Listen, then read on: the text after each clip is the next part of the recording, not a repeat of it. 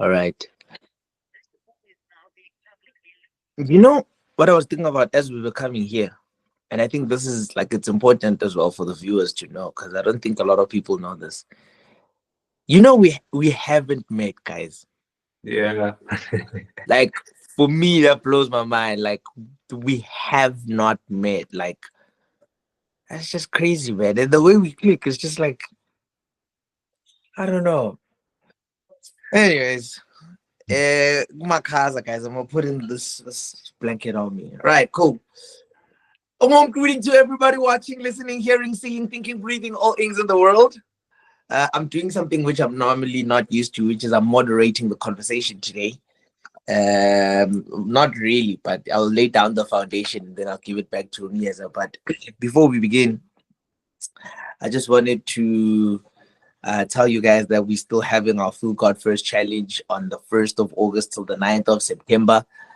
Please do make sure you go and check out the details on ulungisilimtweni.com.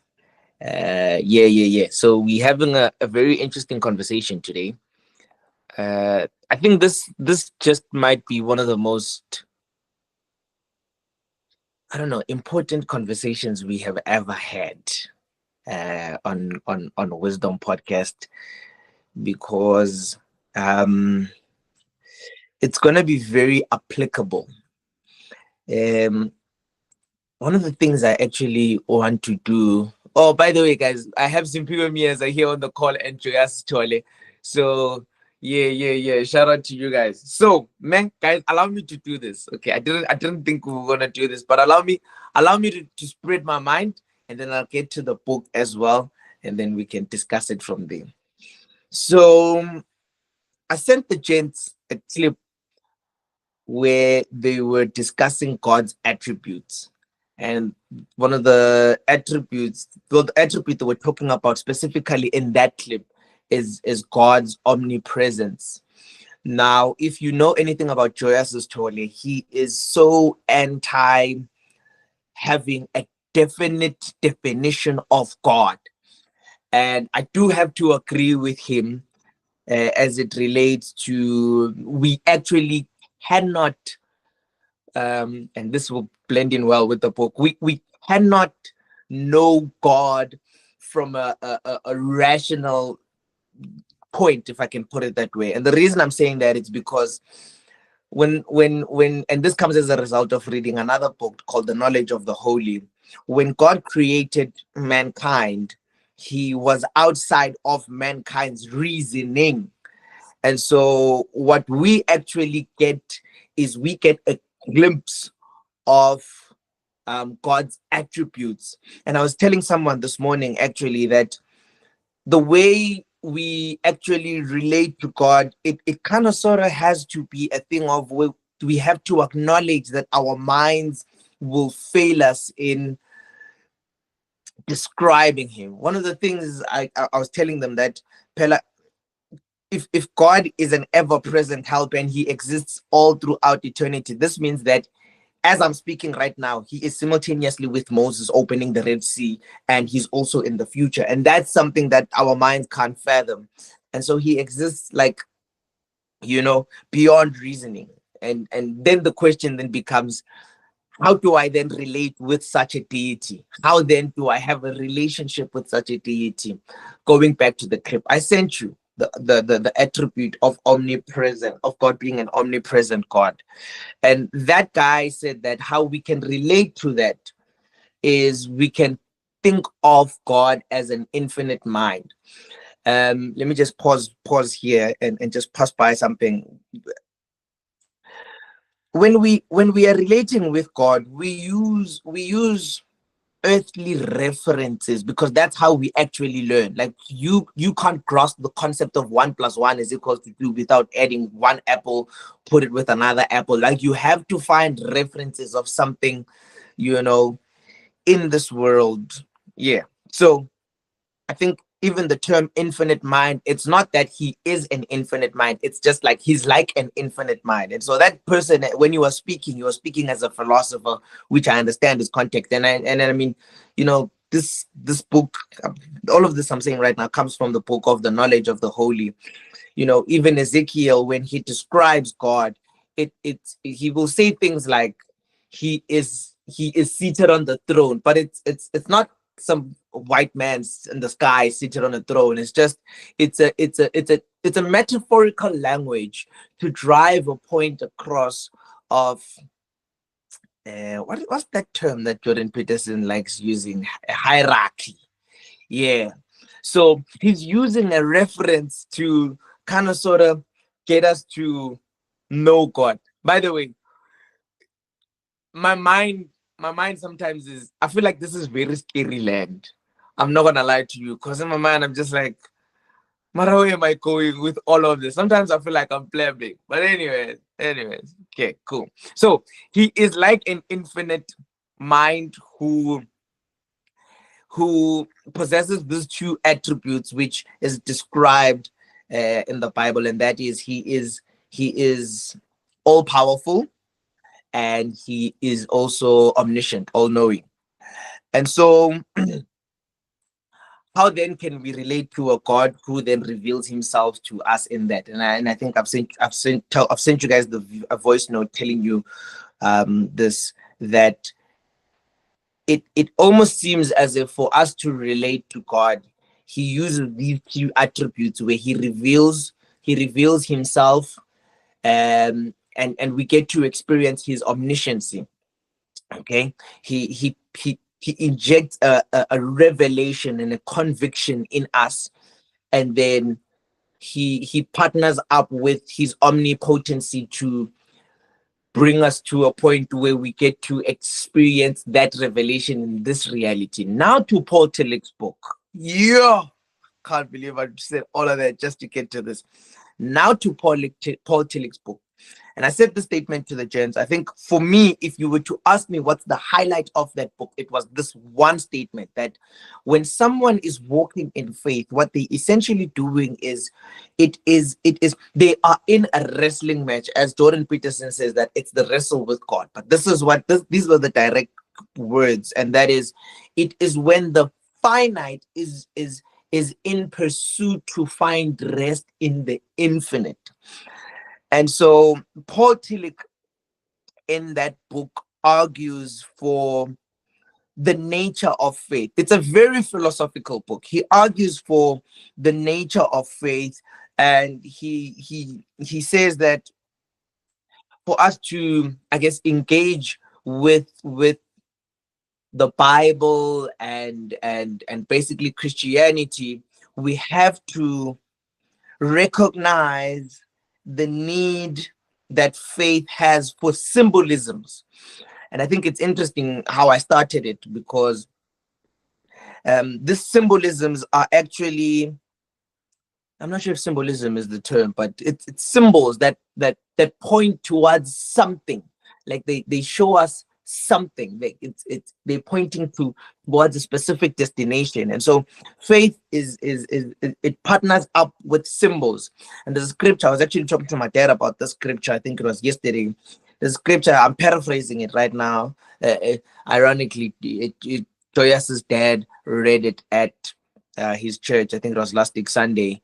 It says that everything that was written beforehand was written for our learning, so that through the comfort of the scriptures we might have hope. And so I think faith is it's the extraction of the principle found within the narratives, and it's not just that, but it's that mixed with expressing that on earth, because faith without works is dead. And so Paul Tillich in this book, he argues for understanding the nature of faith, and he speaks about symbolisms. I hope I'm not misrepresenting him. For anyone who's watching this, do me a favor, go to read that book, The Dynamics of Faith by Paul Tillich, because I most probably you could get something else as well. But I'm telling you what I learned and how I think this is very applicable. And so, yeah, he also mentions how faith goes beyond reason. It transcends reason. And I think that's a very, in all honesty, it's I want to say it's a very justifiable place to be in, to be scared, because you are in a zone where you have no reference of it. You have symbolisms, but it's just like a world where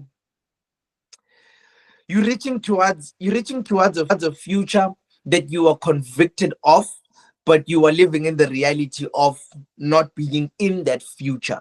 And it's just like that's your reality, but you're moving towards that, and you kind of sort of in this tension of making that future a reality now, and you're living in this tension. And so how he actually concludes the book, which will, I guess, yeah, make me land. Yo, can you believe I'm realizing now that you guys didn't greet? But it's fine, you'll greet when you speak. He says that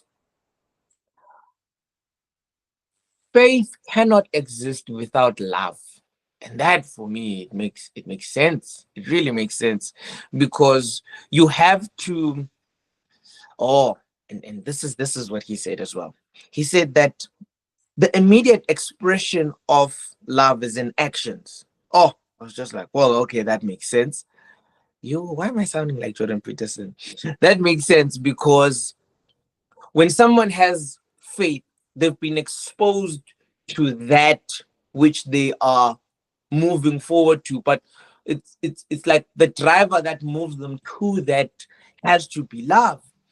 I'm remembering now that Jobe actually once spoke about idolatrous faith, which he talks about in the book, Paul Tillich, that idolatrous faith is when one puts that which is not worthy of God in the place of God, where one runs to that like it's God when it's not God, you know? And hence, I think a very proper scripture would be the love of money, for example.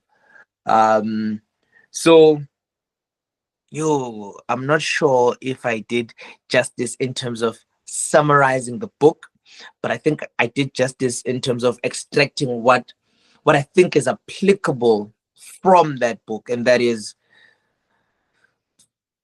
living in faith is it's aiming in a world that transcends reason, that goes beyond.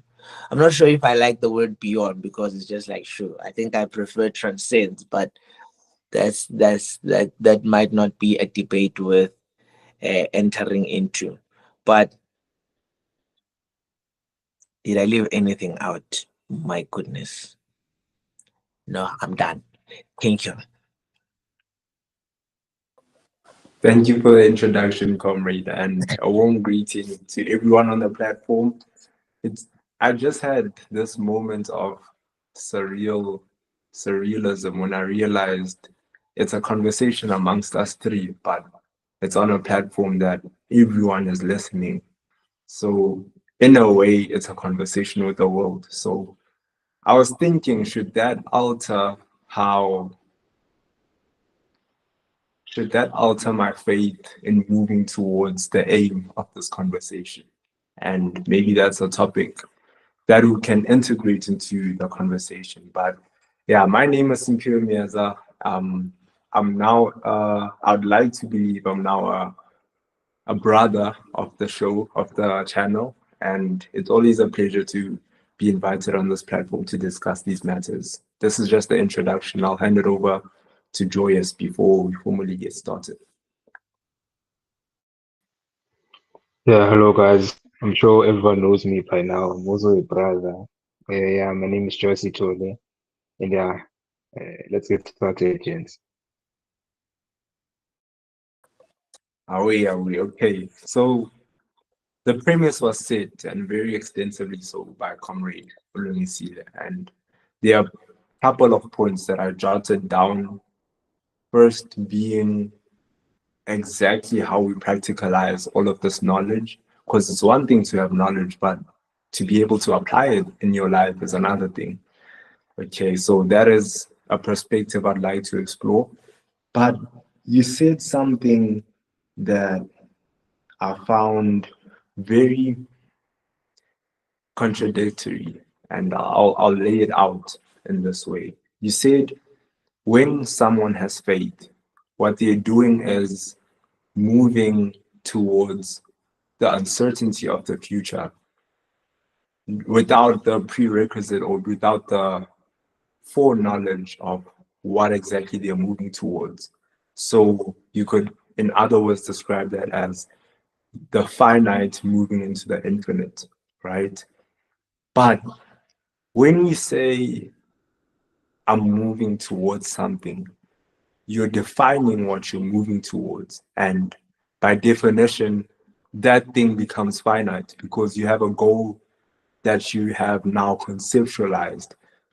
So is it not then the finite moving towards the finite? Because now what you're moving towards is tangible, at least in your mind at that point. That's a question I have. Yeah, yeah, that's a beautiful question. That really is a beautiful question. Um, I hope I'll do my best to answer it. Because as I've mentioned, like this topic in general, it's very transcendental of reasoning, and so even technically words fail us.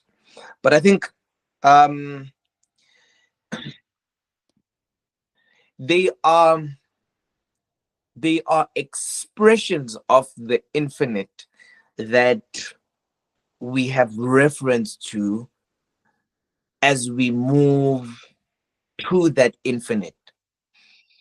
And so I don't think we are heading towards a finite goal, but I think they are finite we will experience as we heading there. I'll give you an example. Seek ye first the kingdom of God, and these things shall be added unto you. So the kingdom of God is the infinite. The things being added, it's the finite. So whatever you conceptualize that as, yeah. So let's just say for the sake of the argument, it would be money, prosperity, wealth, health, all of that. So that would be a result of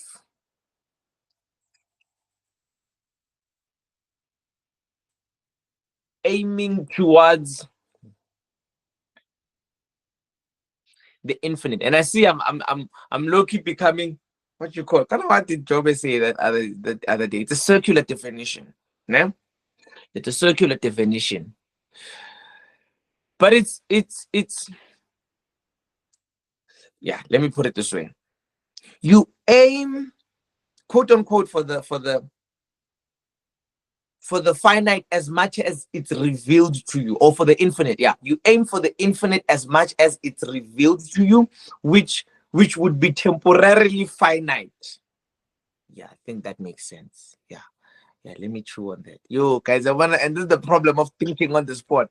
But you aim for the infinite, which will be revealed in temporary finites.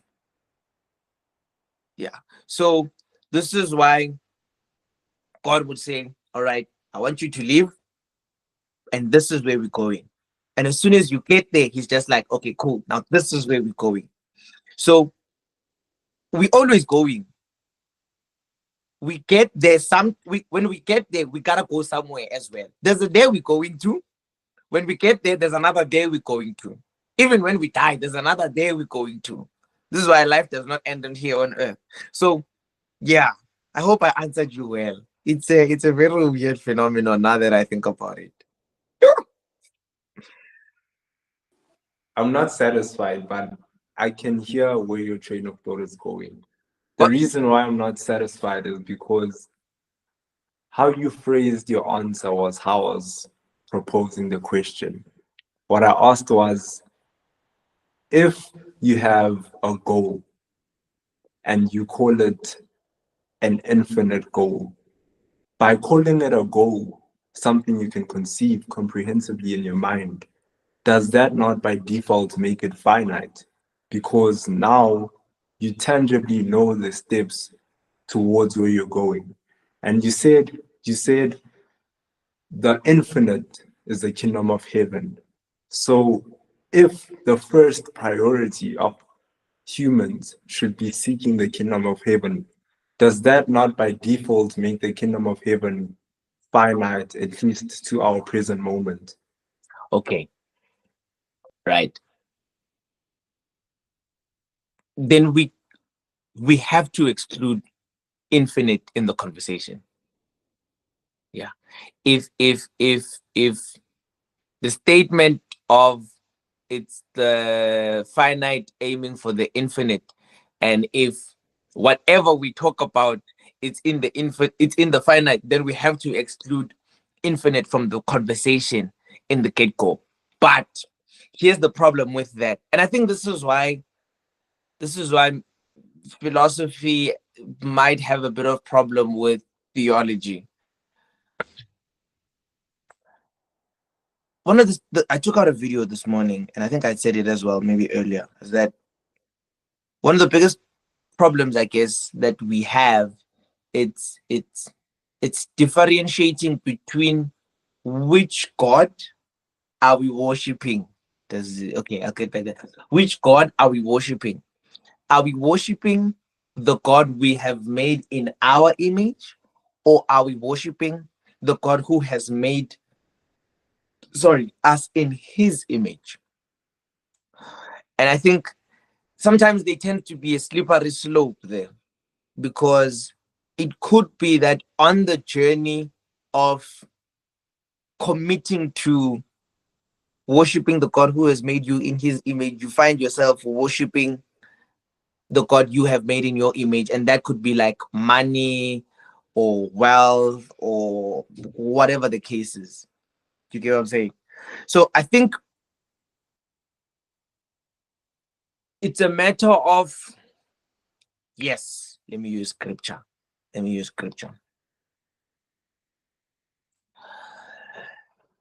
Infinite cannot be related with using rationality.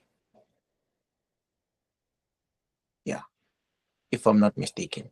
Infinite cannot be related with using rationality. Eyes have not seen, ears have not heard, nor has it entered into the minds of man the things which the Lord has in store for his people, but it has been revealed to us through his spirit. Oh, actually, now that I think about it, and I think this is where another question can come, that does this mean two minds exist in us? Yeah? And I think, let me put this temporarily for now. Yes, I think two minds exist within us. In fact, né? That is the argument that's placed down to find consistency or comfort or applicability in the mystery of Jesus being God. Because those are two, like, it's human and God. In fact, I remember my philosophy lecturer said this. He says, if you're human, you're human. And if you're God, you're God. Like, it's a bit weird to infuse the two. And I think from the philosophical space, what they've done, which I think is also relatable even to us, it's that within us there are two minds that exist. There's the mind of the infinite, and there's the mind of the finite. Yeah. Yo, yeah. But this is deep. I'm shocking myself as well. This is very scary, but okay, yeah. Comrade, I like how every time you answer, there's seven more questions that I have on top of what you have. And Comrade Joyce once said this. You can't just make such a controversial claim and not elaborate it or not expect us to question you for it. Mm. When you say there's two minds that exist within us, what exactly do you mean by mind?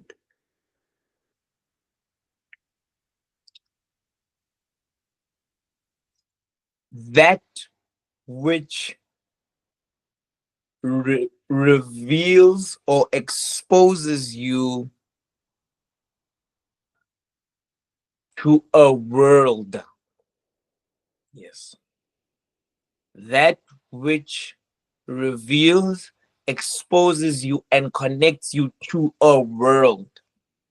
So the divine mind reveals, exposes you, and connects you to the divine world. The human mind reveals and exposes you to humanity. Yeah. Fair, comrade. But in saying that, your statement implies that there is something to be revealed to. Like, if there's a mind, that mind is revealing something to something else. It sounds like you're implying the mind is revealing to the spirit or the mind is revealing to the soul. Am I incorrect or am I accurate in concluding that's what you're saying? Please repeat again. I'm a bit. Okay, Yeah. you say this is how you define it. You say the mind is that which reveals us and exposes us and connects us with the world. The human mind reveals us to the tangible world, Yeah. and the divine mind exposes us to the spiritual world or the Yeah. divine Yeah. world. Yeah. So when you say it exposes us, you're saying this is an instrument, and what it does, it exposes the vessel to something. Yes. I'm questioning what are you saying that vessel is? What is that vessel? Is it the spirit? Is it the body? Is it the soul? So you asking what is the mind,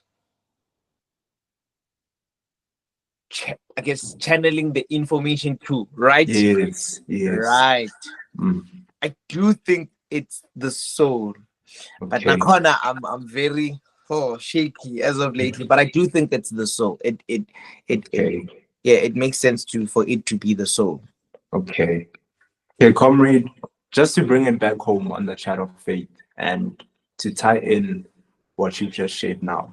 I remember very early on in founding the introspection group, we had very similar debates in terms of what is faith, what is God, what exactly do we mean by atheism. And one of the comrades shared a lecture by Sam Harris, who is a philosophist, and he was arguing against, or he was essentially making arguments against Jordan Peterson, and was saying how Jordan Peterson defines faith is it's baseless. That was essentially his argument. And he made this analogy to say, if you walk, right, and yeah, you walk, you expect the ground to still be there in front of you. If you call that faith, then what you're saying faith is baseless, because what you're concluding faith is you are basing your next action on something that has already occurred, on something that you've trusted in. And it can't be faith because biblically, faith is something you hope for, which is unseen. And what you described, faith is moving towards the infinite. You said infinite is not rational, it has not entered our minds, right? So you can't call it faith to move into something you already experienced before. That is what Sam Harris was arguing. So now my question is, We removed the infinite from the chat. Now, what are we calling faith? How do we now define faith if what we're going to base faith on is in the finite?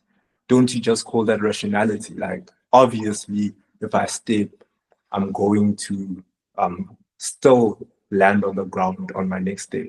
Or if I lean down, I'm still going to fall on the chair. That's based on experience. It's not faith anymore. Yeah. So how do we consolidate these two seemingly opposing standpoints? Okay, I think I have a question particularly for what Sam Harris says. Maybe it's integrated between your phrasing and what Sam Harris says. How do we how do we define what's not seen? Because you said that faith is hoping in that which we have not seen yet. What do we define as have not seen yet? I want to try to keep biblically because that definition that I described is from Hebrews 11. That's where the faith is defined by it is the substance for what we have not seen. And I believe that is implicit of the spiritual realm and that which is yet to come. The spiritual realm is a precursor for the physical realm. Everything that happens in the spiritual realm will happen or will affect the physical realm. At least that is the case if you have faith. And faith is the substance of the hope for what we have not seen. So if I have faith, right, this is what Paul's argument is. If I have faith, that is how I orient my life. I move with the hope that what I cannot see will affect what I can see. And what I cannot see is a spiritual realm in that context. Yeah. Okay. Um Now back to the whole Sam Harris. Let me just I'm just reminding myself. Then the question you had proposed was how then do we I'm keeping all these thoughts together. How then do we is it still possible for us to still talk about faith when oh yeah, I like how I'm gonna put it. Is it still possible for us to still talk about faith when we're just doing the rational?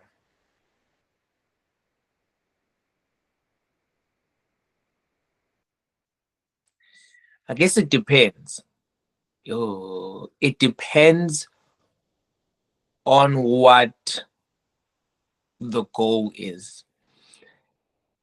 I still think it's faith, but it might not be biblically grounded faith, if I can put it that way. It might be idolatrous faith, which is where you put reason in the God status, or your experience, or your expectation, but it's idolatrous faith. It's not the faith that aims for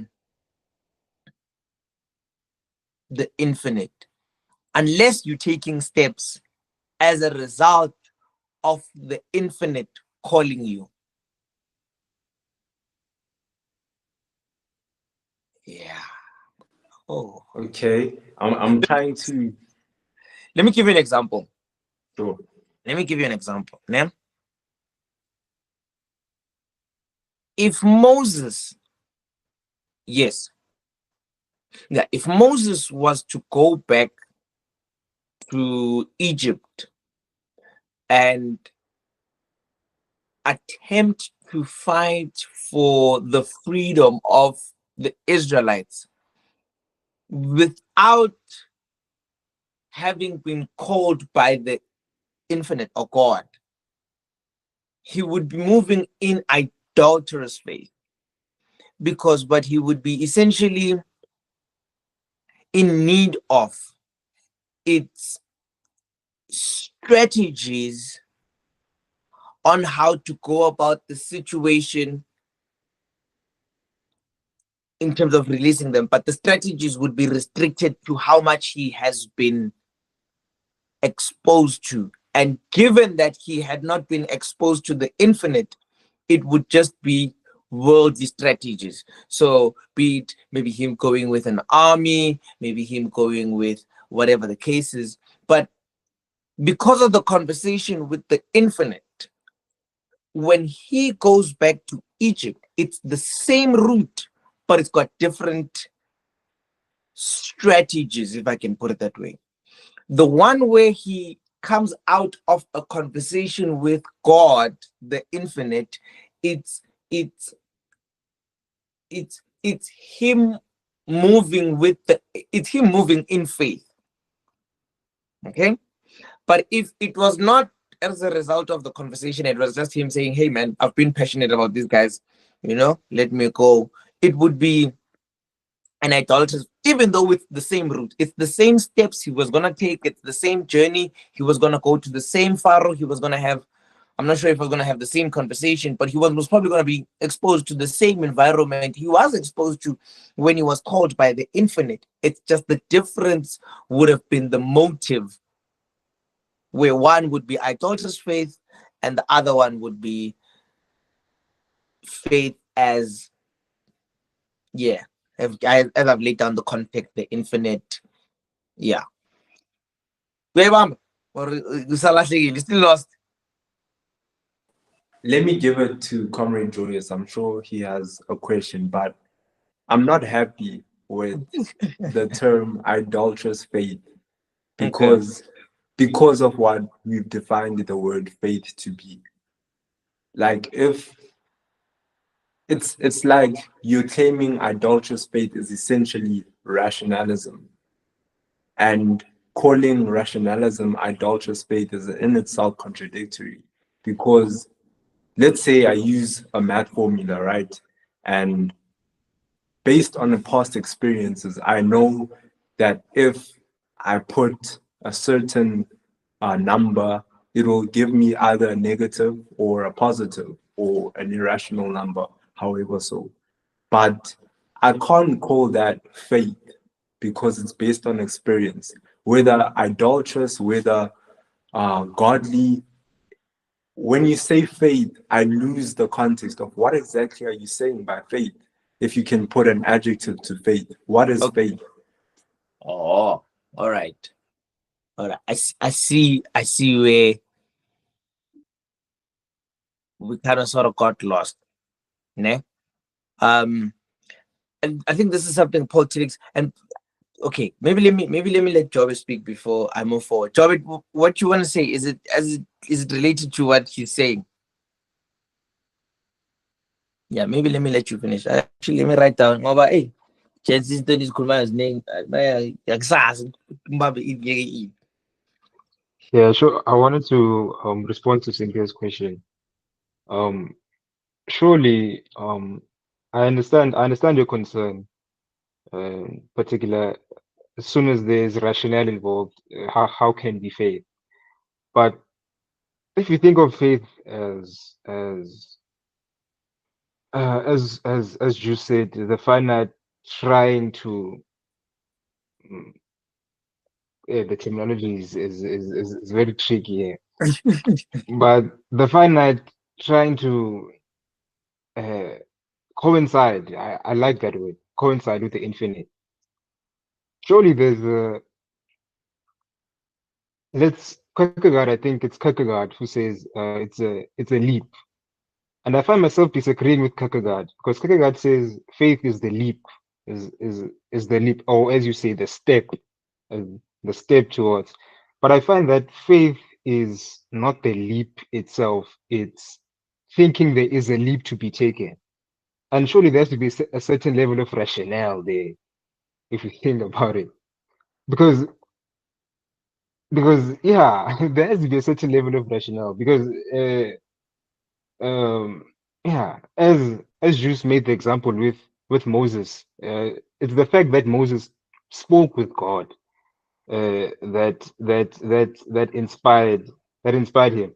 But surely if you think there is a leap to be taken, if you think there is a step to be taken, if you think there is a gap, that exists between the finite and the infinite. Surely that's rationale. That's rationale. And faith exists there. So yeah, I'll give it back to you. Ish. Utobe, yeah, yeah. No, we have to put a definition. We have to put an adjective on the word faith. And I'll tell you why. Because even right now, Utobe is saying something so interesting. He's saying that he doesn't agree with Heidegger, Uguchi. Faith is the leap. He says that job. This is Job's definition, which I'm not sure I agree, but I see some aspects of it I want to agree with. Job Uchi, faith is the thinking that there is a leap. Ne? Um, how how how how I understand what Jobe is attempting to articulate and argue for. It's there is a connection that exists pre even our consciousness, like even in our unconscious state, let alone our unawareness of that identity. That identity is still there. So when God calls Moses, he's not, I don't think Moses was necessarily being equipped in the moment of the conversation, but it was a thing of he had everything he need from even pre his conception. And that's confirmed by Jeremiah, before I formed you, I knew you. And it's just like God is saying, hey man, I've been exposed to you before your awareness. And this is what I'm saying, even when we are unconscious of that state. And so, at least from where I'm standing, faith is connecting, I guess, back to God to express the plan that was originally there. Now, why should we add an adjective to faith? Because, oof, yeah, this is yeah, yeah, we might deviate, but I think the necessity of of adding an adjective is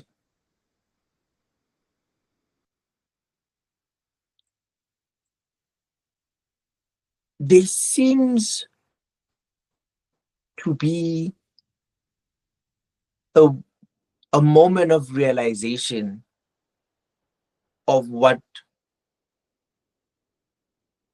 other people had called faith wasn't faith. It was adulterous faith. Yeah.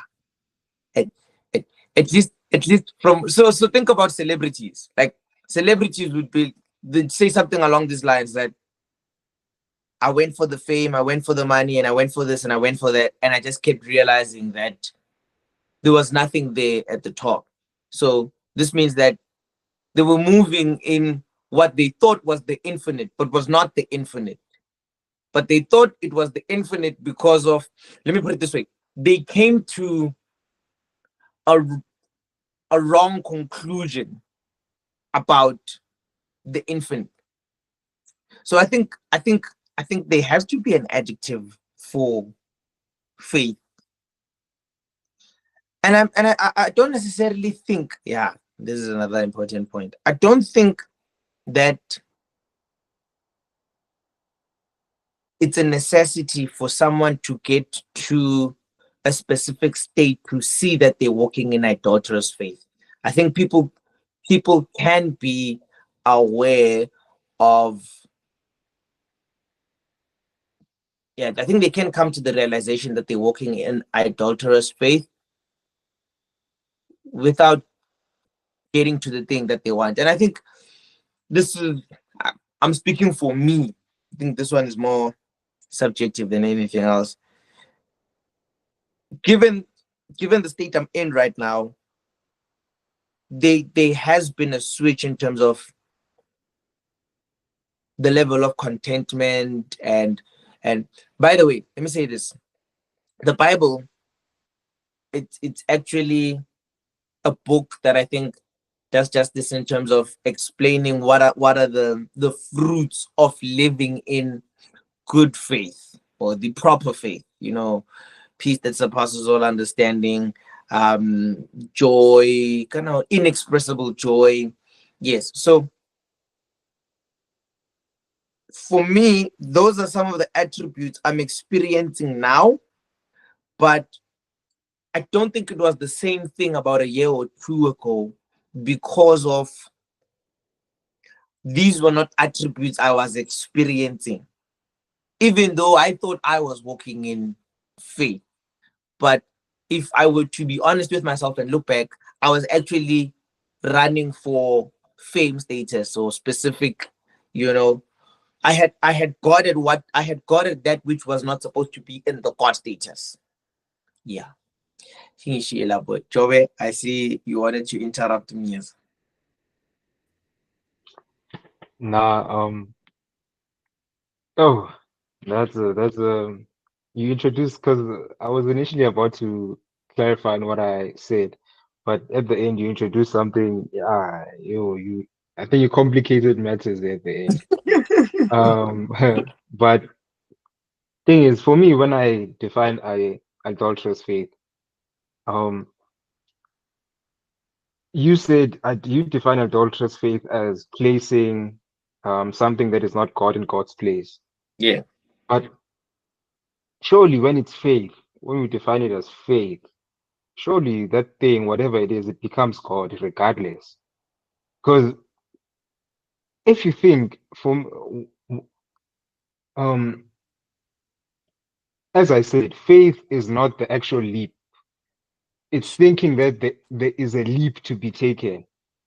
So for me, what I define faith as is, as we're talking, we want to coincide the finite with the infinite. For me, thinking that's possible, and believing that's possible, that's faith right there. That's faith right there. So if you believe that if I Okay. get to become a superstar, I get to become a celebrity, then my life will be complete. If you truly believe that and you come to a point where it grips you so much, it's faith there. And it can't be adulterous, because that becomes God. But yeah, well, I see him as disagreeing, but yeah. I disagree as well. Comrade, I'll put it like this, Ne. And you said something that I very much agree with. You said, firstly, that whatever you put your faith in becomes the God that Comrade Juice is referring to.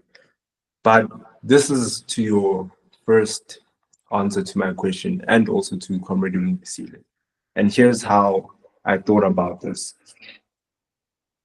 When you say faith is that there is a leap to be taken, I'm saying that the difference between faith and rationality is what it's based on. Like, you think there's a leap to be taken. What do you base that thought on? On experience. Because if it's on experience, then it's not faith. Like, if you've seen someone else get rich because they've done so and so and so, and then you say, I believe I can do it, that's not faith, that's rationality. It might be, it might turn out to be the wrong rationality, you might be wrong, but it can't be faith, it's rationality. Because why? It's based on experience, whereas it's based on something you've seen. Whereas I'm saying faith is based on something you've never seen before. Like Moses, think about it. How absurd is it for someone to go to a Pharaoh without that previously having been done ever? To go to a Pharaoh and tell him, release your slaves. That's an absurdity. It's irrational.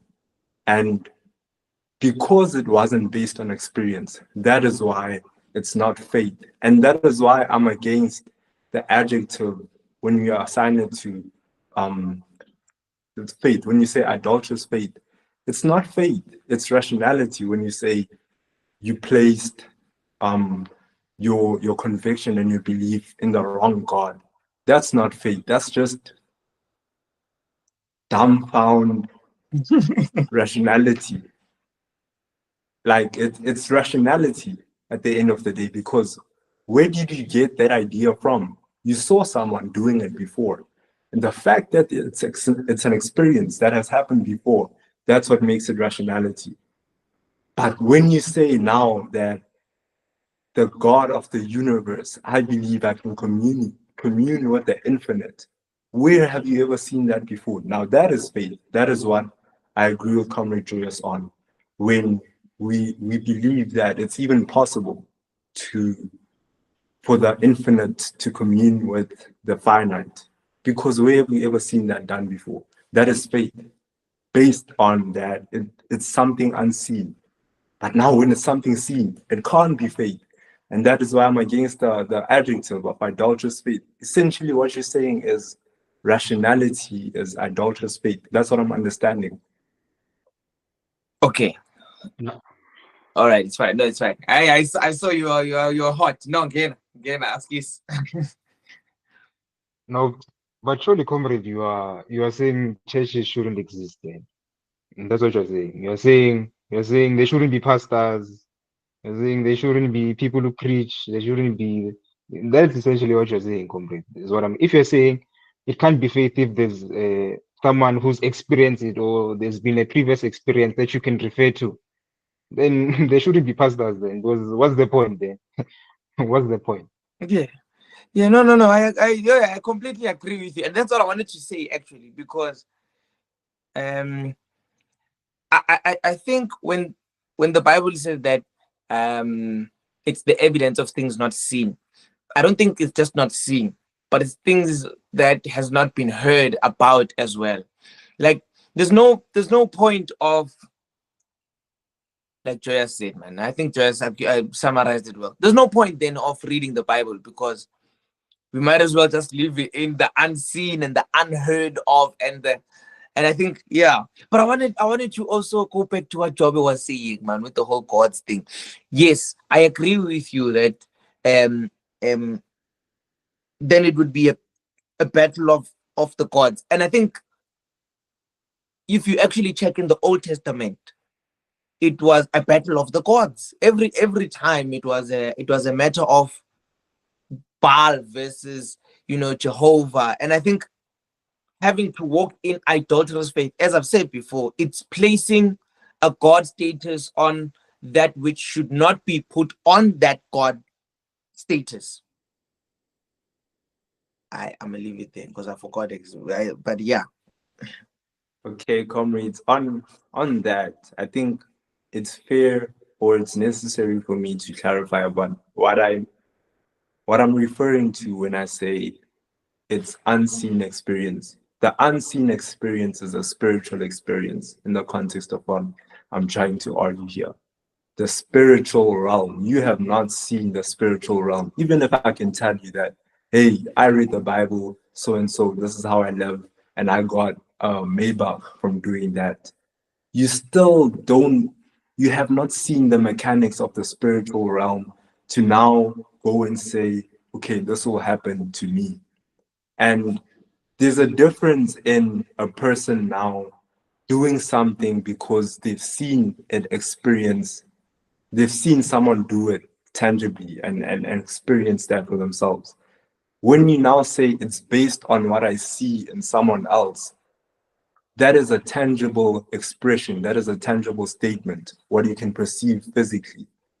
But when you say you're moving into the infinite, that is something you cannot perceive physically.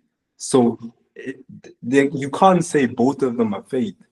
One of them is rationality. You're saying, based on this experience, this is what will happen. The other is faith when you're moving into the infinite, because how exactly do you define and express physically, tangibly, how to commune with the infinite?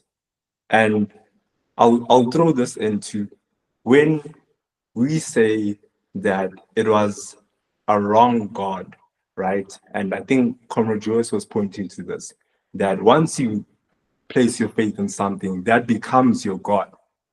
But when we say it's a wrong God, it's like saying you've loved someone for a year or so, then the relationship ends. Then I ask you, was there really love if now you claim there was no love anymore?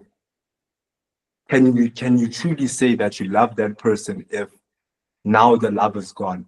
Similarly, can you truly say that that thing was a God if now you don't place your faith on it?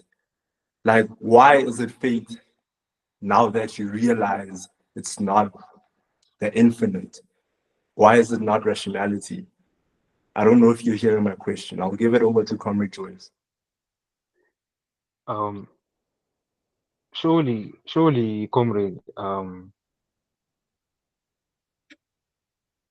Then all levels of faith, mm, they are rational.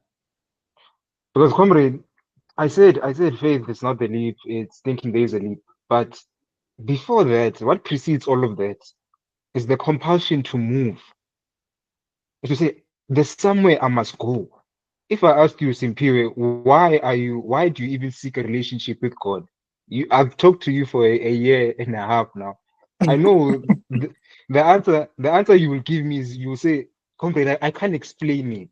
But there's somewhere I have to go. But I can't explain this thing. But there's somewhere I have to go. Surely that counts as a base, comrade. Surely that counts by your definition. Surely that counts. But it's like it's like so that's why I say it still counts as a God, because as much as at the end, I agree with you that at the end you can come to a conclusion whereby it's like, if now my faith has ended, does that mean that was a God? But the fact that you were compelled, comrade, this compulsion, comrade, for me, and you see, I think this is where our ideas intersect, because I I would say you are mistaking this compulsion. Basically, we all have this compulsion, and you are basically mistaking where I'm being compelled to. That's where I think our ideas could intersect. But for me, the fact that you are being compelled, and we all have this compulsion, wherever you place that compulsion to, for me, that has to be faith. It has to be. It has to be. Has to be. Oh yeah. Um, I think unfortunately the viewers aren't exposed to some of the conversations uh we had.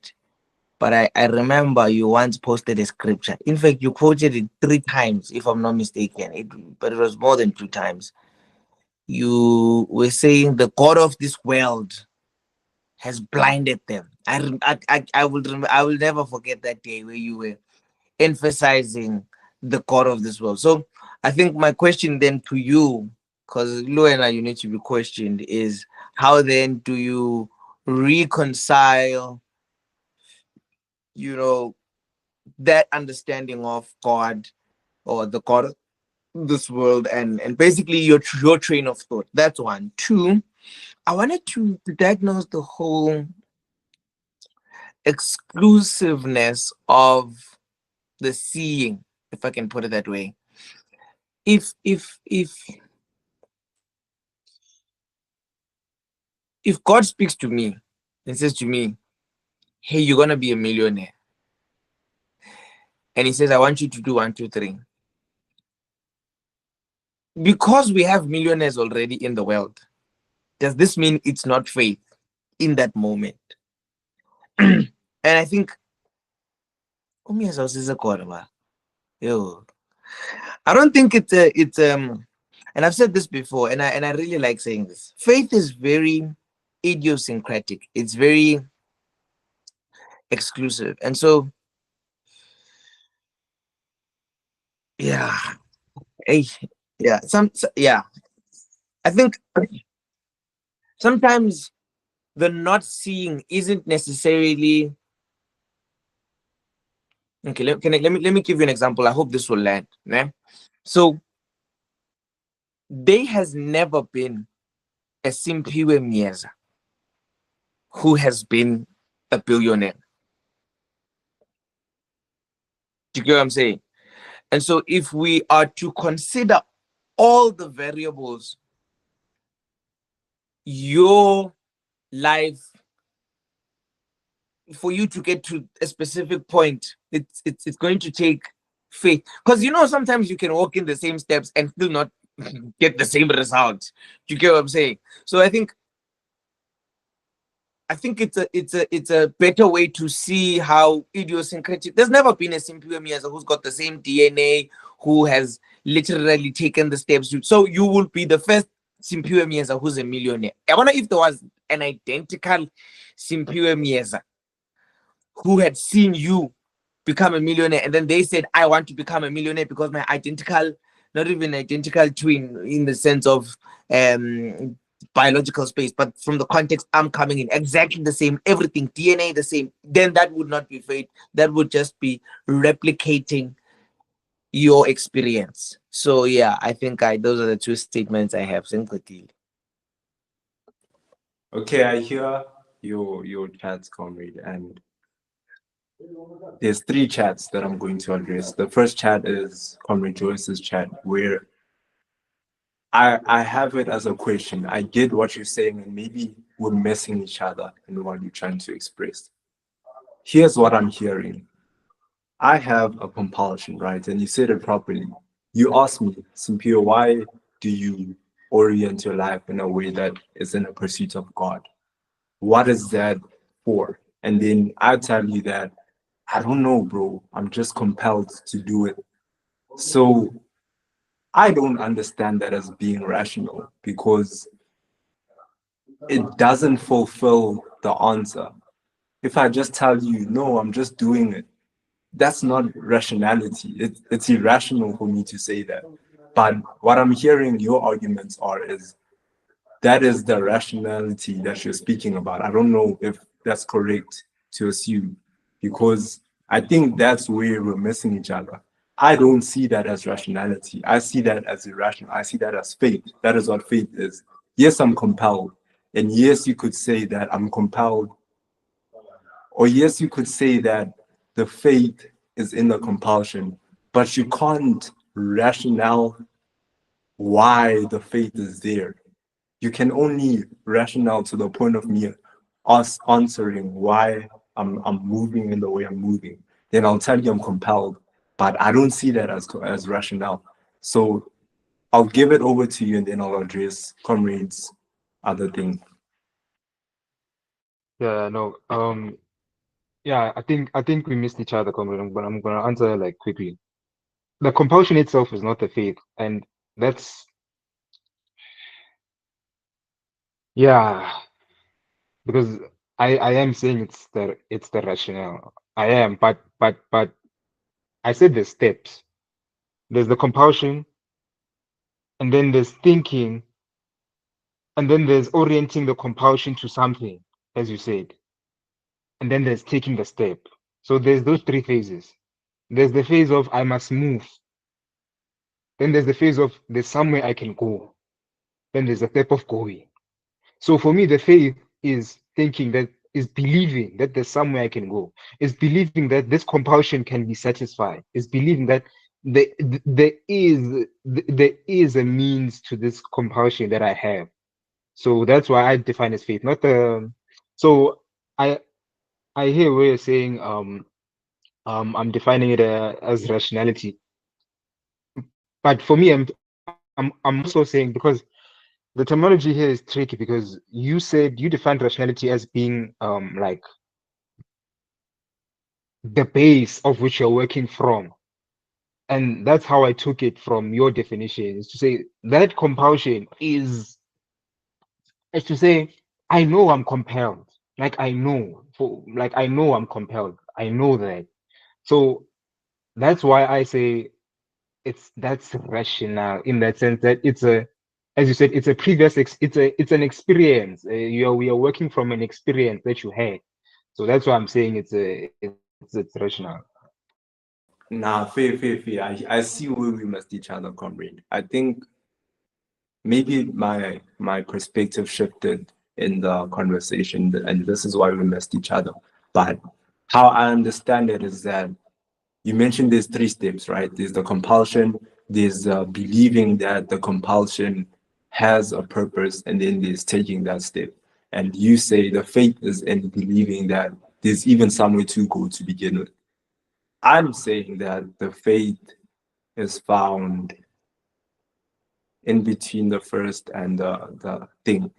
The fact that you have a compulsion and you recognize that this is a compulsion, that is what I see as faith. And that is why I don't believe there is a prerequisite rationale to be placed on that. That you can't rationalize a compulsion. And that is why I believe we were missing each other. So I'll let you think on that while I answer Comrade Lumisile's question. Your question was, how do I reconcile me saying there's a God of this world and then there's you can't have faith in that God? How I reconcile that is there is only one infinite, and that is the infinite. That is the God who is who he is. That is the creator of the universe. The God of this world is finite in that he has a mission. Let me put it like that. He has an agenda, and his agenda is essentially the accuser.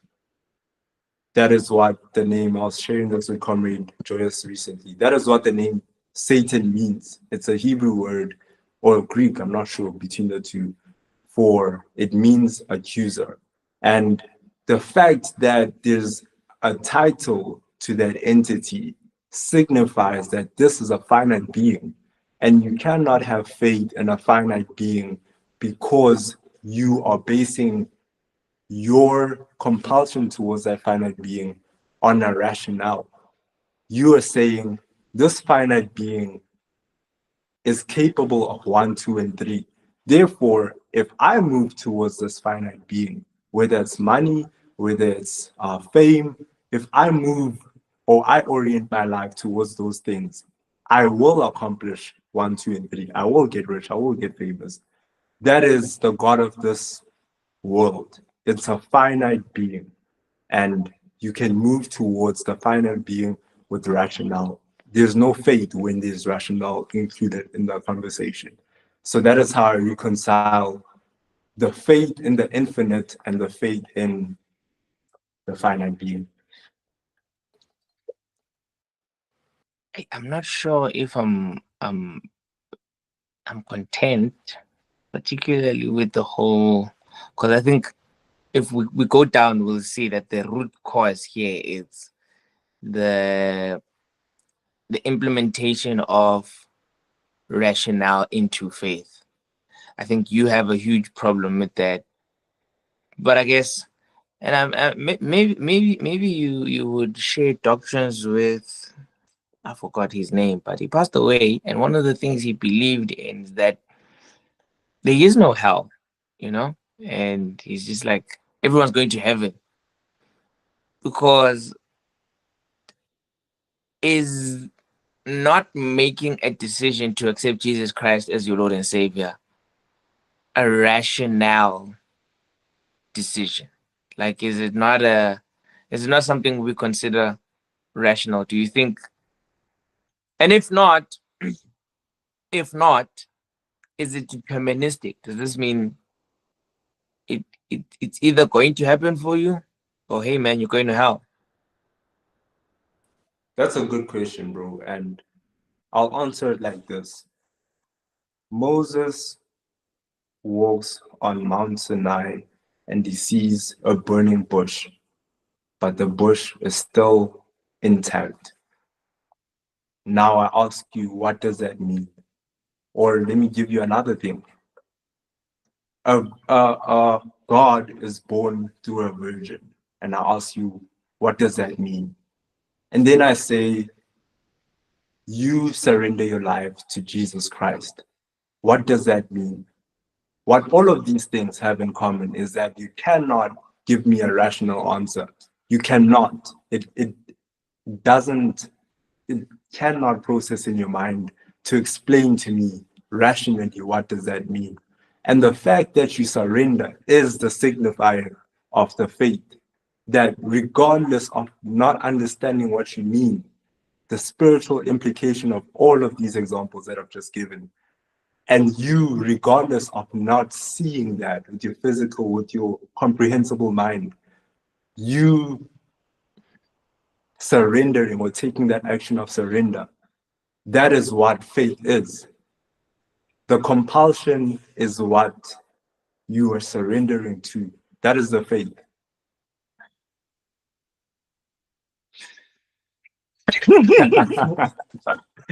Have at it, comrade. Have at it. Oh, comrade Oh, Genius. Okay. oh, okay. So I thought my mic was on mute.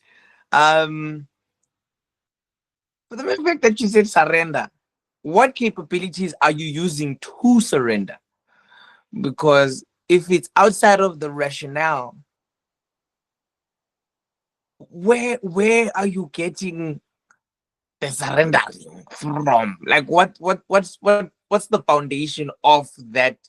Is it even a decision? Because decisions are things of the rationale. Is it a decision? What is it?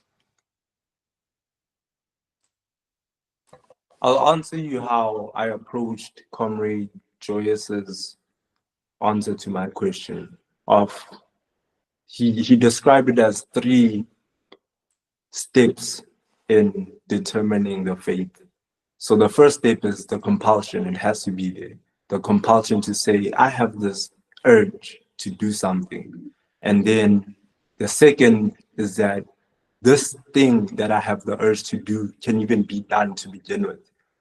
And then the third is going about implementing that. And where the surrender would fall is on the third. Where the rationale would come is on the second. Where the faith would come is where the compulsion is. I ask you, comrade, what do you mean you want to seek the kingdom of God? What do you mean you want to live in the infinite? And you cannot describe that to me. You cannot rationalize that to me. That is a faith. And then you move towards believing that it can actually be attained. The fact that you have that thought, it's rational because it comes from the place of the compulsion. Okay? And then that's when the implementation comes. Now, the Bible helps us in how we go about as physical entities to implement this faith. You live a godly life, you live kindly to your brothers and sisters, you show love to them, perseverance, patience, so on and so forth. That is the implementation. Robert, you wanna jump in before I speak? He's not like all right, so ne, um I've got a problem with the compulsion being the faith. Um all right, first of all, um you said the middle part is it can it be done? Is it rationalizing can it be done? And then the last part you said it's actually doing it. Right. Scripture says that faith without works is dead. Agree?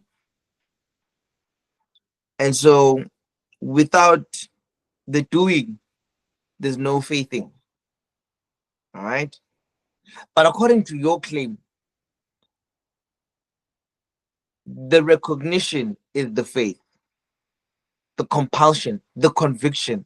Yeah, that's what you said. So and I see you disagreeing now. So I wanna get clarity on what do you mean the compulsion?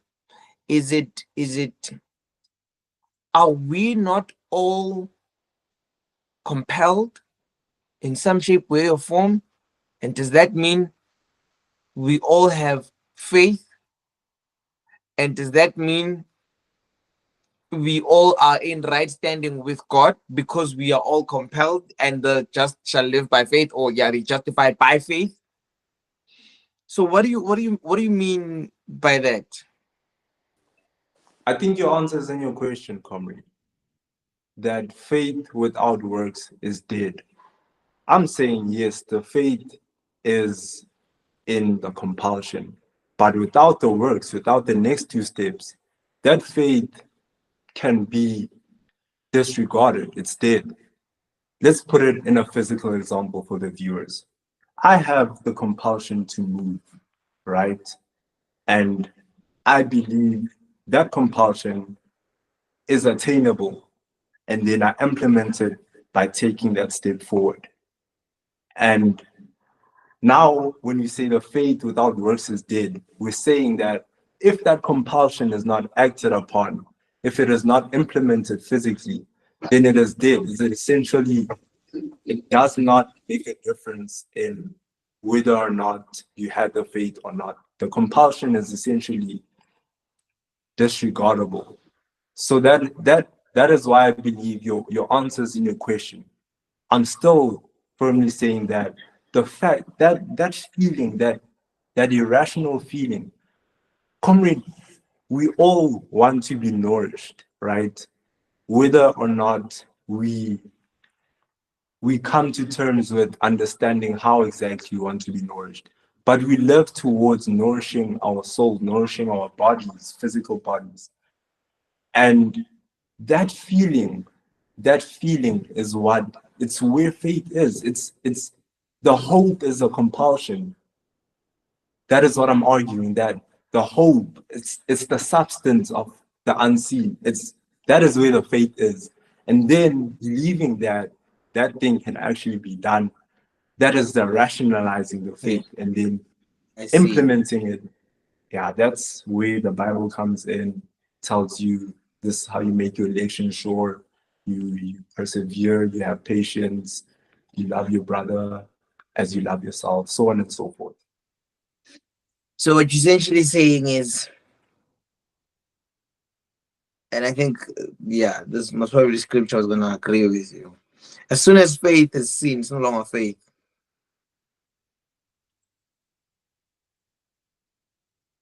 Look at it from the parable of the talents, comrade, right? That comrade, the last one that said, you know what I'm gonna do with this money that my master gave me? I'm gonna put it in the ground because I believe my master and so and so and so. So he had the faith, right? It's not like he didn't have the faith, but he didn't implement it scripturally as the other two servants did. They didn't multiply what they were given, right? So they didn't work on the seed. It was dead faith. And that is what the moral is, that if you do not work on this compulsion that you have as a human being, then essentially there is no life in you. And that compulsion, it's not like that guy, he just left the money and Okay. yeah, I I think we're on the same page. proper. I think we're on the same page. I don't think Joyous is. Comrade, Same page, comrades. I don't think you guys understand that we are, hey, we're doing something crazy here. Yeah, like, I don't think you understand. Like, I, I, I firmly believe if someone like a Christian fundamentalist sees this conversation, will literally be killed, like murdered right now. Like, because to say, as soon as the scene is there, it's no longer faith. Isn't Jesus the scene? Like, isn't Jesus the proof that we can marry the rationale and the divine? Isn't Yeah. isn't Jesus that? So are you saying, comrade? I'm honestly lost, comrade. I need you to clarify, comrade, Yeah. because honestly I'm lost. that's a fair question. That's a good question, comrade. Jesus is the third step. He is the example of what you do with this conviction. He is the way. He's the way, the truth, and the light. He's showing you with his life, with his embodiment. He's showing you, you as a human, all who are weary and thirsty, come to me, follow my example, and you'll find that nourishment that you're so compelled to move towards. So yeah, he's the third step. He's like showing you you have this compulsion that is faith. I'm telling you, this is what you do with this faith. This is how you move towards nourishing yourself.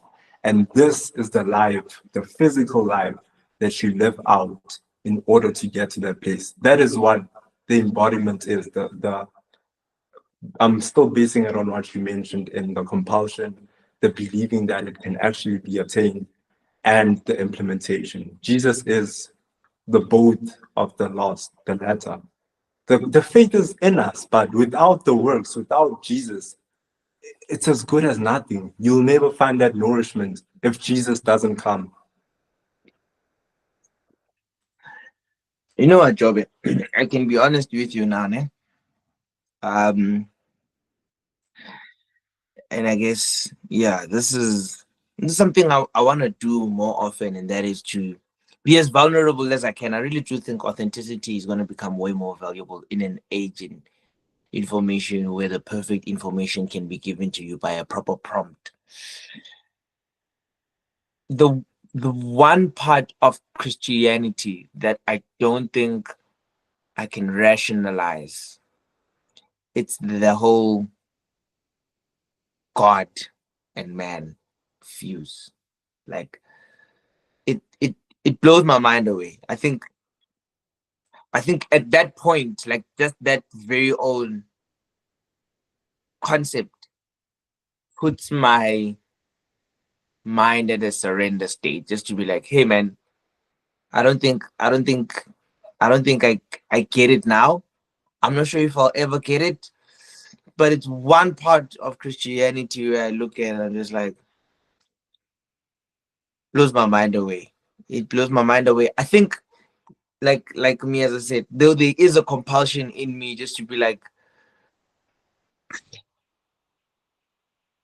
I can't see any other lifestyle to adopt apart from this one. And I think what also blows my mind is just the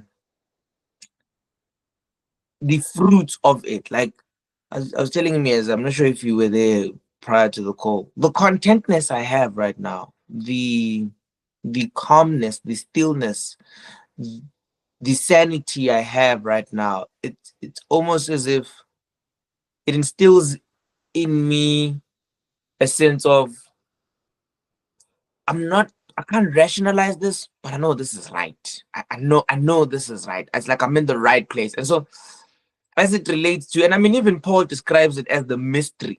And I'm not sure if mysteries are revealed rationally. Can they be revealed rationally?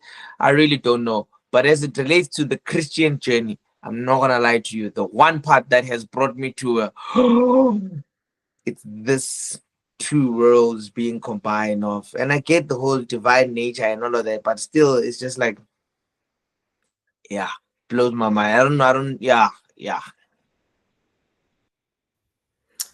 Nah, but surely, yeah, that's an whole other conversation, comrade. That's a whole other conversation. Yeah, that's a whole other conversation. I don't think it's there's the place for that. For me, when I brought up Jesus, my chat essentially was with Jesus shows us that it's possible to marry the divine and the human. Mm. So, so Simpure made the claim that if I orient my compulsion to being a billionaire, me having seen there being billionaires warrants it not being faith. Me being oriented to the infinite, saying that the finite and the infinite can be married, me seeing Jesus existing means it's faithless according to your your yeah. So yeah, I'll give it over to you, Conrad. I'll give it over to you. I think he repented from that, if I'm not mistaken. No, comrade. The Eh, difference, the difference between orienting that compulsion to becoming a billionaire and to marrying with the infinite is in what you're marrying. It's what you're like billionaire. That's a tangible thing. That is a finite thing. You can put a number on what that looks like. You can move your life and orient your life to getting to that. But now when you say infinite, that is the difference between saying me having faith is becoming a billionaire and me having faith is moving or orienting my life with Jesus. Jesus, yes, he's the embodiment of how to go about and implement this compulsion. But the difference is even that compulsion, it's the difference is the compulsion that Jesus shows you is an infinite compulsion. He shows you how to get eternal life, whereas a billionaire is a finite thing. I don't know if you're satisfied with how I approach that one, and you don't seem to me, but that is what I'm arguing. But surely, comrade, it's my chat is. I think that's what we're missing. I think you are seeing from the end, like you're seeing from the end to say once I've become that billionaire. There's no once I've married the infinite. There's no such. As we always say, you are forever transcending. It's a forever thing. But comrade, me, that's not where my chat is. My chat is in. We all have this compulsion, and then you orient the compulsion to something. For me, you see, comrade Jews said, I feel content within Christianity. I feel content, and I can't explain this contentment. For me, even thinking that being a billionaire will feel that contentment, for me, that's just equally as crazy. Like like that's where my chat is. That's where I find it. I I I clear the waters of faith. For me, even thinking that no, nah, is Zaga. Okay, I've seen people have this Zaga, I've seen people get there, and I've seen people say, hey Joe, Brian, this Zaga will make you happy, dog. This Zaga won't content you. But me, I still think it will. For me, that has to be faith, because that's crazy. Like that's a crazy point to be in. And I feel that it's faith because it grips you so much. And I feel like it's apparent in the Hebrew boys, Shadrach, Meshach, and Abednego. Chief, faith is when it's gripped you so much, whereby it's like, no, there's no other way. This is where I must go. They say, put us in the fire, throw us in the fire. There's no other way. There's no other way. So for you to come to a point where you're saying, there's no other way for me to be content than being a billionaire, corporate, that has to be faith, corporate. And I understand you are looking at it from the end to say, at the end, once I come to the end and I say, now I've become a billionaire and I'm not content and it's shy, it can't be faith to begin with. But for me, I'm looking at it from the start to say, me seeing that there, Hey, where but Jobe, you're that's where I right. want to go. That's where I want to go. You're looking at That's that where I video, want to just go. like For me, I that like. has to be faith, So you Okay. put me up, man. Comrade, let me ask you this question, Comrade. You've been in a relationship for 5 years, and you're right, you are looking at it from different lenses. Now, after the relationship, you tell me, you know what? This wasn't love, it was infatuation. But all along, you've been saying it's love. Love doesn't just dissipate out of the air like that. It's something that stays with you. Even when the relationship ends, you can still say, I love that person. So now when we say it's no more faith when you become a billionaire, and that is I understood it as the difference in the craziness. What do you mean by content? And this is why the chat of Jesus saying, I am the way, the truth, and the light. He is the way to this fulfillment, this nourishment. The craziness, yes, it's inconceivable to get to a status of a billionaire in this world. That's crazy.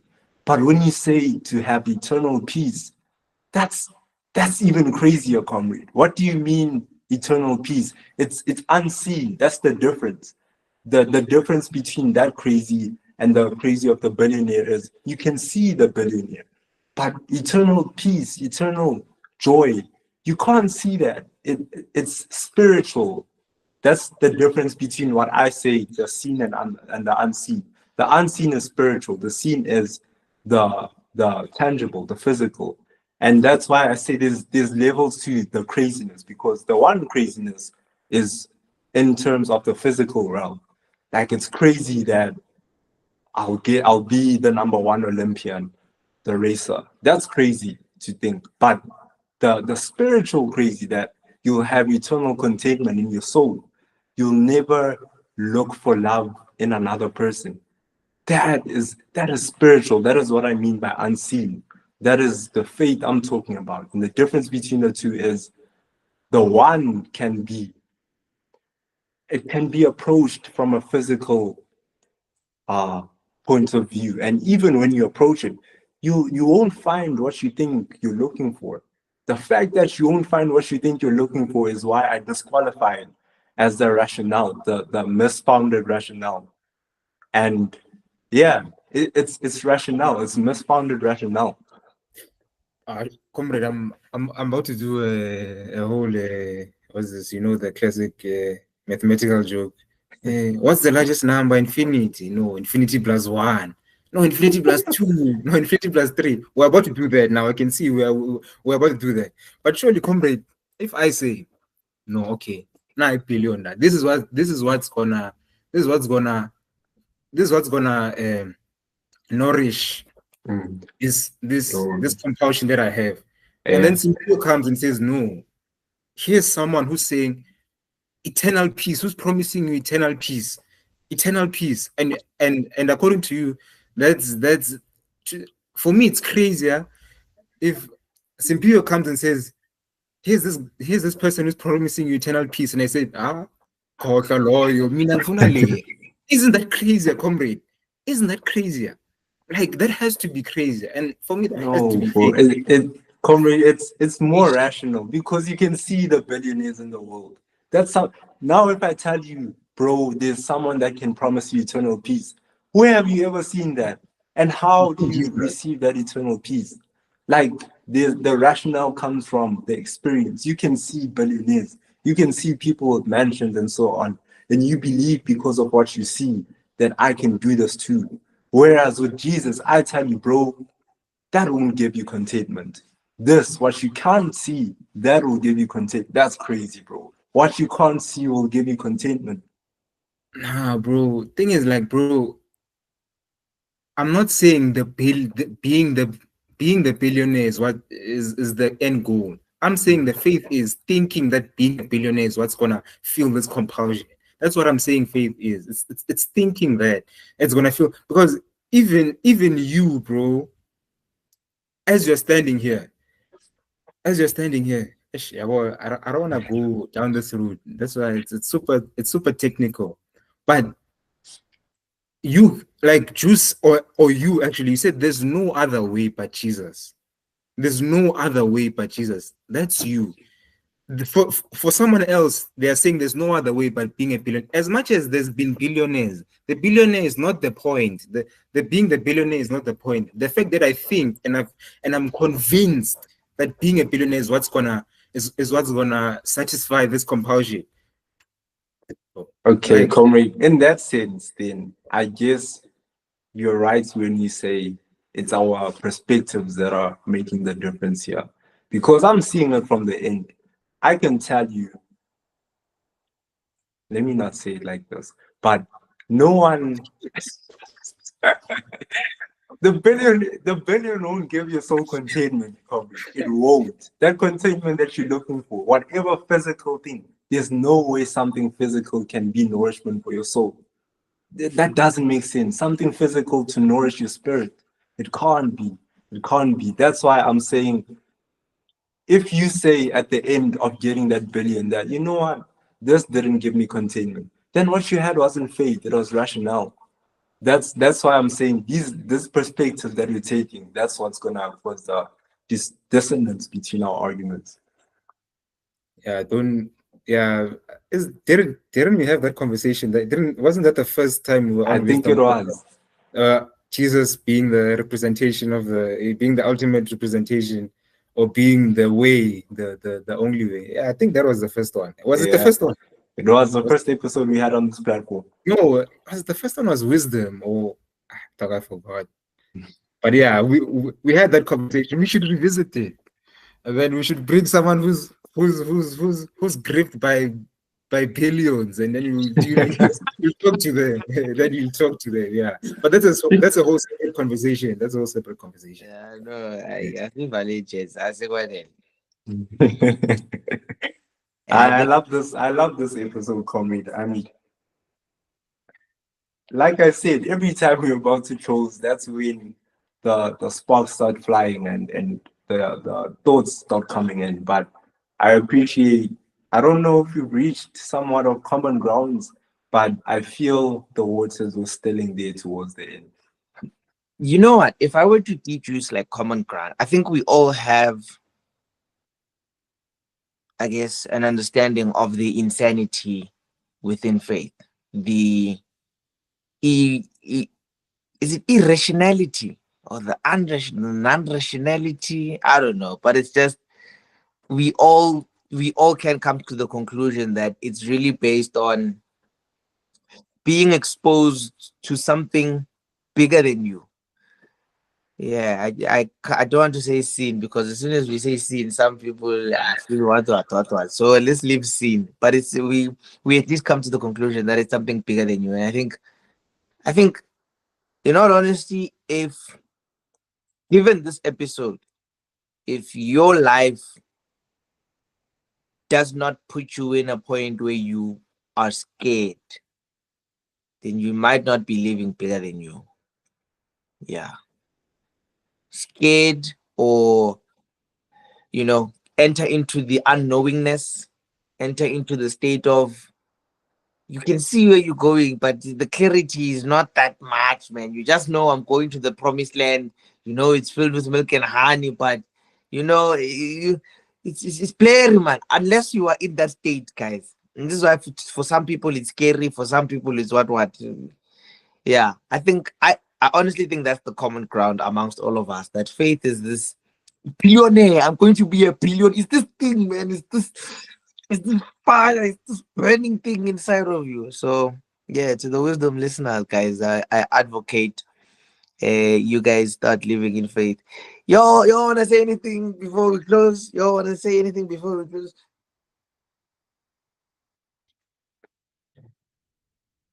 No, comrade, to the viewers, we appreciate this platform and we hope they enjoyed listening just as much as we enjoyed having this conversation. I mentioned as we were starting that it feels weird to have a conversation amongst us three, but for it to incorporate the rest of the world. And obviously, I understand as people watch this, they'll also be chiming in and wishing they could have been debating certain points and giving their opinion. So definitely do that in the comments. It's Yeah. not too late to comment.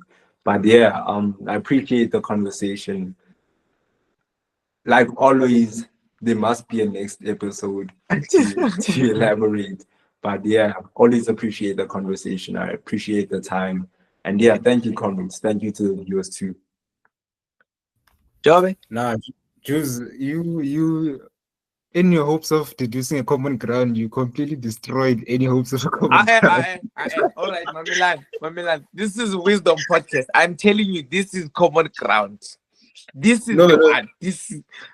But okay, wait. no, What do you mean? What do you mean? What did I say? That was just like, now we don't agree with that.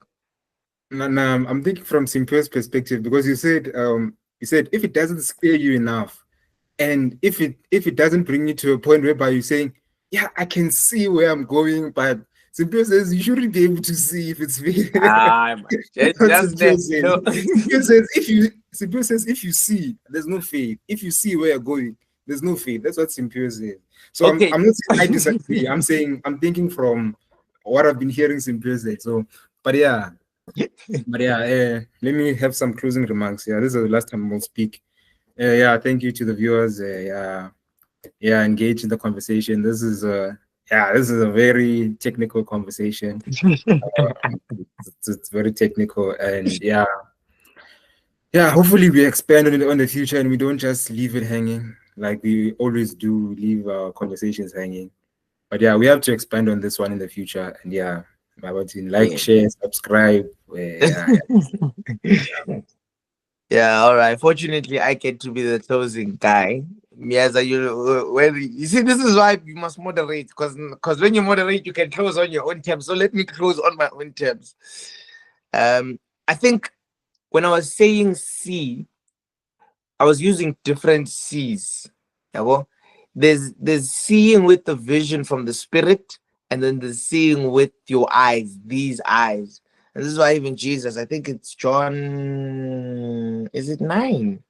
He says that I've come to blind those who can see, and I've come to open the eyes of those who cannot see.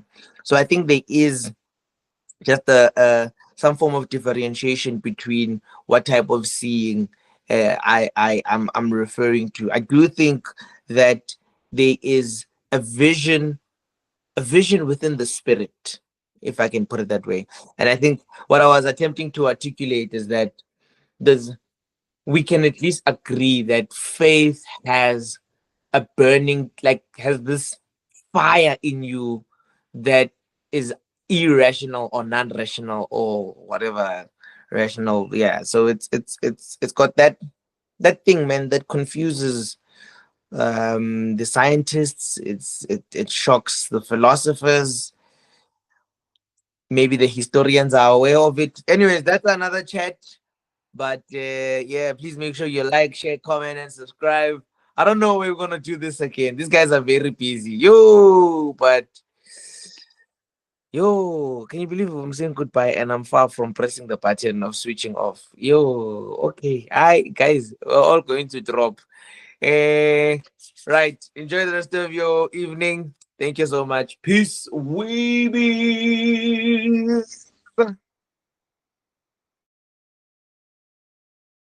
Proper chat, bro. You can see you're not contained, but it was a proper chat from my side. Yeah, that one, that one could have, that one is like, could go so many places. Yeah, that one, Next, yeah. it's very crazy. But yeah, no, I hear you, dog. I hear you. But like, yeah, Comrade, I don't outside think of you actually answered that question. Like your exes now, if you were to ask them if they still love you, can you still say? Can you say they actually loved you to begin with? If they say no, I don't love Julius anymore. yeah, no, we can't say that. But that being the end, I'm saying me believe, yeah, dog. Yeah, ne? It's what I was saying. It's gonna be infinity plus one, infinity plus two, For infinity plus, sure, because like, for sure. because I'm saying like,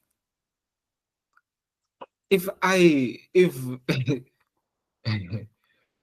let's say in a hypothetical scenario, we live in a generation where everyone dates to marry, even though that's not the Sure. case. But I love it that it's hypothetical. uh, if I if I if I if I date a hand and I think that she is the one, she's the answer. She's the answer to my she's my forever, yeah, she's my forever. She's my forever. As a forever. Forever. That's not rational. She's my forever. That's not, we're always being told, you won't love a person forever. No, marriage is not about the love, and it gets to a point whereby you must be able to put that to the side and for the betterment of the family. Or we are told these things. So if you come and say this person is my forever, comrade, there's no way that can be faith, comrade. That's where my but I understand to say that if it comes to an end, and then it's like, no, she wasn't my forever. Were you my forever? No, you weren't my forever. Then can we say that it was there's a yeah, I hear you from that perspective. But for me to even for that thought to be even there to say no, she's my forever, this one. Nah, that's Sure. crazy. That's too Okay. crazy. I hear you, comrade, and I'm very much willing to agree with you on that. I guess that's why I even introduced that chat of Jesus saying he is the way. Because this figure, he's essentially saying, I am that forever. You're lying to yourself when you say you get contentment through rebellion. Yeah, bro, that's what I think. That's what I think. Yeah, nah, that one we should have it. That one, that one we should have it properly, like on introspection. That one we should Ne- be talking. Who is the ultimate forever? I want to talk about. I want to talk about that one. Yeah, they. Talk about that one. Yeah, but thing is, you know what I say, no? Mm. When it pertains to Jesus, it's so it's so it's so it's too nuanced because True. even someone who's the most atheist of atheists or atheists for the sake of conversation, like atheists in the way people Sure. perceive it, like they don't for that. I'm not going to the technical aspects of atheism, but even Sure. someone who's atheist, if you present to them this story of Jesus, they can come to a point of saying, no, man, yeah, this guy is Ne- cooking. He's cooking. He's cooking. Yeah. He's cooking. So that's why I'm so. That's why for me, bro, like, It's a tough one. You're right when you say it's nuanced, bro. You're right. yeah, it's too nuanced for me. It's too nuanced for me. So, hey, dog, yeah. Nah, That's why I don't want to. I'm very uncomfortable with having these conversations. Sure. I'm very uncomfortable. But yeah, I heard you. I think you said when we were having the conversation on capitalism, you said now, really, you are. It's like dogmatic. No, this is the way. Like Yeah. this is. Yeah. Now I'm scared of that. For me, Ah. that I'm too out. I'm too. Nah, for me, that's too. Yeah, It's radical. yeah, it's too radical. I hear No, you. it's not radical. It's infinity as well. Because what do you define as radical? Because for me, I'm saying it's possible to have Jesus.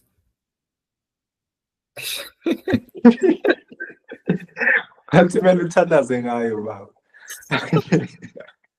To see, Yo, I see, bro, my phone's on 2%, 1% right now.